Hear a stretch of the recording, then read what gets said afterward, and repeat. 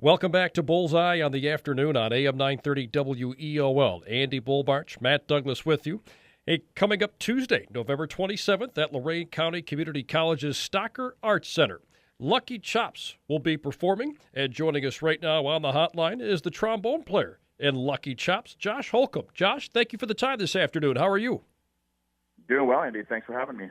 Well, you guys, as I'm reading the description of your band here, you guys have a unique brand of fiery, funky brass music, and we're going to get into that description a little bit later on, but after doing some research on you guys earlier today, I found out that you guys actually began as a group of high school students playing in the streets and subways of New York City. Tell us how this band came together. That's a pretty cool story. Yeah, it's been a fun journey. We originally went to high school together in Manhattan at LaGuardia High School, which was the school that the movie Fame was based on back in the day. So we were in the band and the jazz band and the orchestra programs during the daytime, but afterwards, when school was over, we wanted to play our instruments but play styles that we weren't playing in school in different genres. So we would experiment combining different sorts of other music we enjoyed listening to in the streets and in the parks and eventually in the subways of New York City. Good stomping grounds for us. Give us an idea as to how that really kind of materialized into what is now an international touring act, because, you know, a lot of times you think about bands coming together. You guys really kind of blossomed very quickly, and this thing has really exploded. Yeah, it's been an amazing journey. So we kind of, everybody went to different professions for a short time after graduating high school and into college. But we kept the band together just to play for fun, do some gigs, still play in the parks and the streets.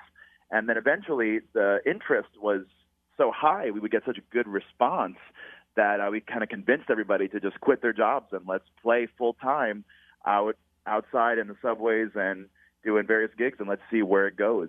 And then eventually people started to take videos of us playing, and through the power of social media, they would share that on their pages, which would get shared all around the world. And we started to get a fan base like that.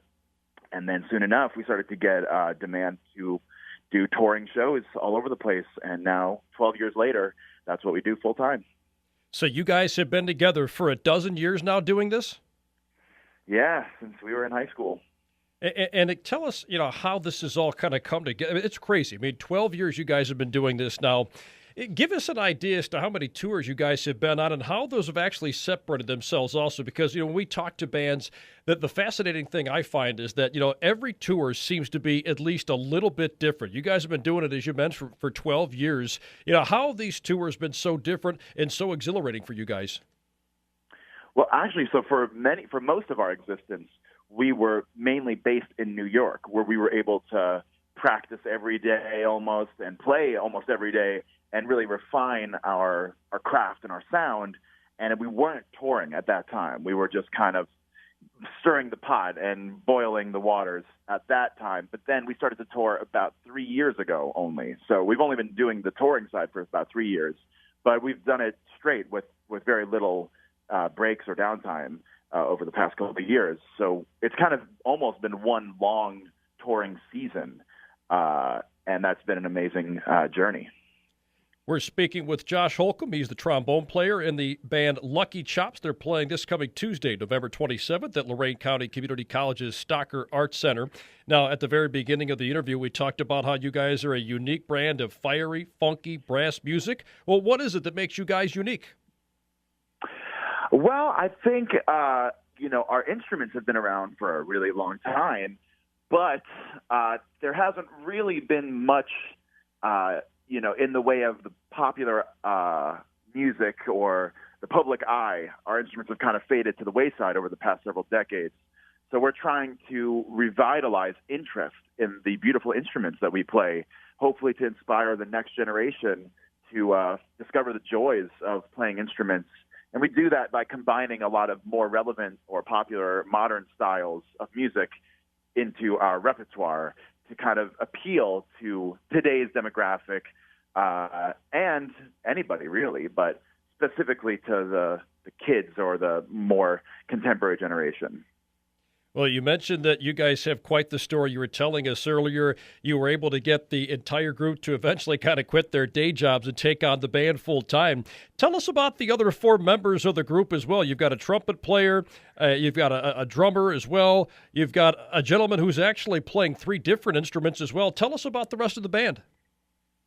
Yeah, we all play different instruments. So we got a trumpet, we have a sousaphone, which is a big tuba, we have drums, and then we have our reed player who plays a bunch of different reed instruments, the tenor sax, the bass clarinet, the bari sax, amongst many others that he plays at our shows.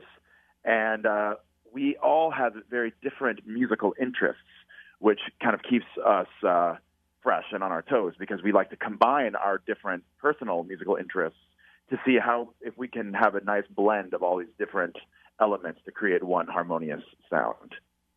Yeah, absolutely, and I think that's interesting. There's a bunch of different sounds in there for sure, and boy, it takes a great deal of talent to be able to put that together, no question. And, just kind of reading through your bio here, Josh, it says you aim to unite diverse audiences across the world through universal language of music. Give us an idea as to how you've done that over the course of the last 12 years with the band. Yeah, it's been really cool to see that kind of take shape. Since our music that we write doesn't have any lyrics, it's all instrumental. In that way, it's very unifying because anybody can understand it. It doesn't matter what language you speak or where you're from. We're speaking the musical universal language, and it's been cool to see audiences sing along to our music, our original songs that don't have any lyrics. They'll either make up their own lyrics or just sing la la or whatever syllables they want. But that's cool because it doesn't matter who is in the crowd, how old they are, where they're from, what languages they speak. They can all sing together to our music, and that's a really cool, unifying experience. Do you remember how old you were when you first picked up the trombone and you began playing and kind of developed that into a passion? Yeah, I think I was 11 in my middle school band class. So we're very grateful for our public school music programs that we were fortunate enough to have in New York City. It put us on this course.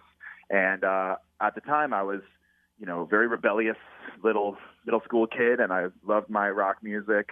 But I wanted to rebel even against rock music, super rebel. So I picked the most rebellious instrument I could find, which was the trombone.